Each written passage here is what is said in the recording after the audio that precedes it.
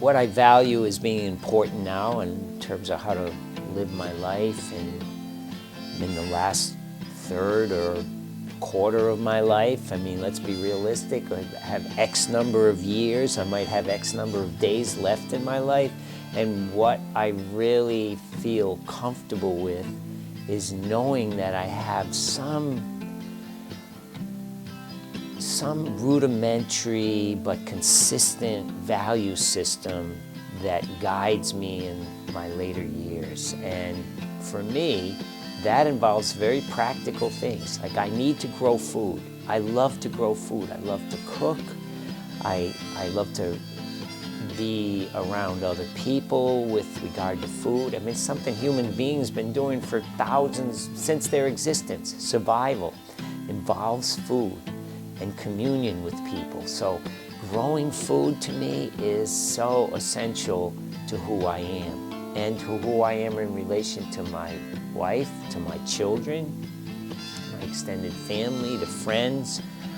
So sharing that with people is also important. I don't want to go to my passing knowing that I haven't helped somebody else to learn how to do what's taken me a lifetime, my adult lifetime, to learn how to do. That's grow food. So that's really important. Being outside, being exposed to bugs and snakes and toads and critters trying to eat my food, and how I deal with them. Do I be angry at them? Will I kill them if they try to eat my food? Yes, I will. So if you're a woodchuck out there listening, know that I will kill you if you try to eat my food. But having a sensitivity to birds and bugs and bees, and knowing that they're part of the creation, and part of that creation you have to have respect for, because it helps you to survive. So all of those things have sort of coalesced into this sense of a spiritual core of how to live your life. And it involves nature, it involves the way you interact with nature, and it involves the domestic life. And I realized that all of those threads of my domestic life as a child were really important. Having a secure home. I built my own house. My wife and I designed this house, and I built it with help from my crew, but I did an awful lot of it actually myself. And my wife did a lot of the designs and the colors, and it's an organic thing. It's still happening. And it's so important, along with the food, to have shelter, and shelter that brings you a sense of beauty and order, and has in it, sort of the golden mean in terms of architecture. What kind of configurations create beauty? Just like in human behavior, what kind of behavior creates beauty and harmony?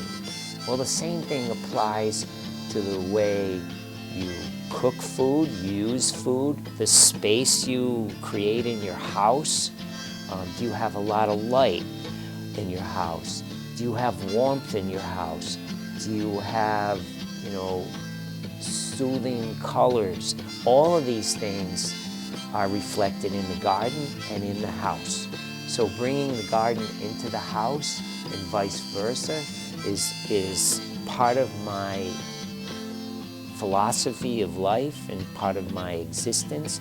That's why I think it's really important that people who design houses, sell houses, live in houses, find places that suit their needs to create a real home. And that home is a home within yourself too. It's not just about what convention tells you is important. Sometimes convention tells us what's important with house and yard is something that won't bring us deep satisfaction.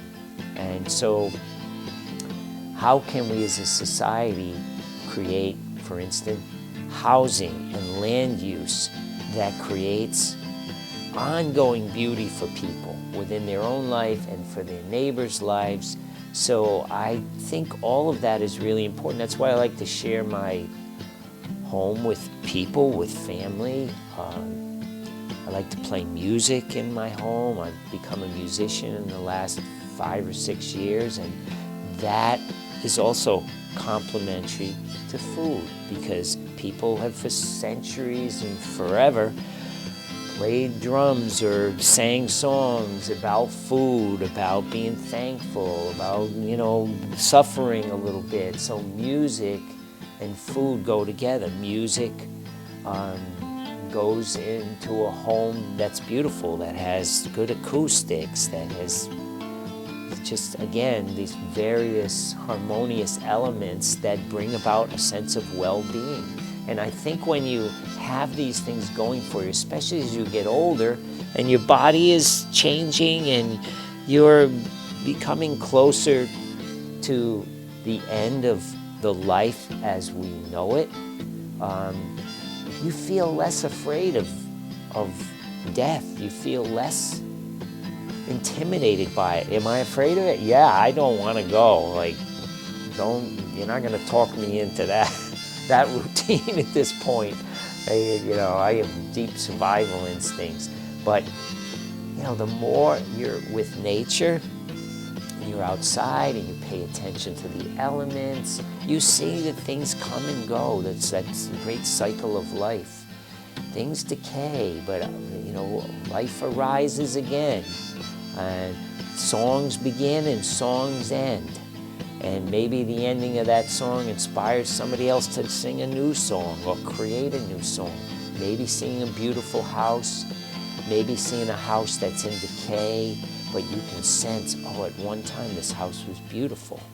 Maybe that can inspire somebody to create something else, create a beautiful painting to put on a wall, or a sculpture for the yard, or taking pictures of families and hanging them in your home and saying, this is part of my home too, my family and friends. And so all of these things are sort of the triad of my life at this point, this domestic world, family, and creating, whether it's through music or gardening or building things, relating with people and being a part of the natural world. It's all the same to me. It all overlaps and it's all important.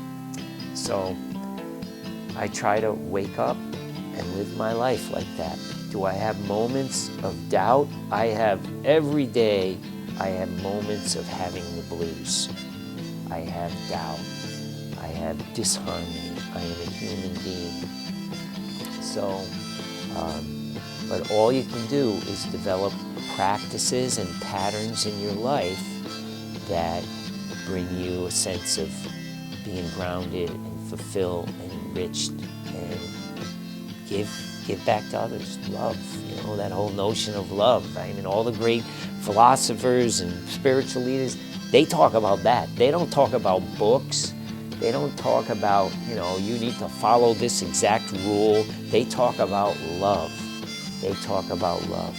So I have love for my vegetables, love for my children, love for my dog, love for the bees outside, love for the music and the instruments that sound makes. So that's the most important thing at this point. And maybe making a few bucks here and there.